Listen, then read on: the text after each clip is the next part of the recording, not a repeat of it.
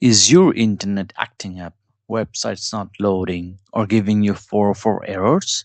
You probably just need to flush your DNS cache. I'm going to show you the 3 fastest commands to fix your connection right now using this simple cheat sheet. There are 3 ways you can flush DNS cache on Windows 11. The first one is using the command prompt. So as from start menu here, write cmd, right click and run as administrator. Then click yes. Okay. Now we have to copy this and then come here and paste and press enter. See, it says Windows IP configuration successfully flushed the DNS resolver cache. So this is one way. The second method is using PowerShell or terminal. You have to open the terminal from here, right click and click terminal admin, press yes,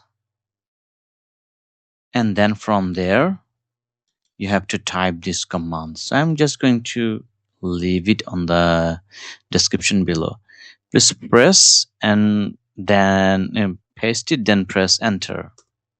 So that's it. So it's not going to give you any success thing that you need to do. Just this is fine. So now we're going to use the method 3, which will use Google Chrome. So we have to open a new tab and then go to this address. So we'll just copy it. We'll just go here and paste it. Okay. From there you'll see this. You just have to click on the host resolver cache. So click it and done.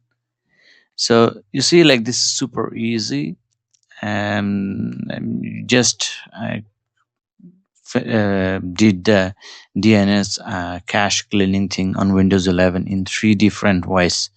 Hopefully they will work, and if not, please leave a comment below and I'll try to help you. If you like the video, please subscribe to our channel. Thanks a lot.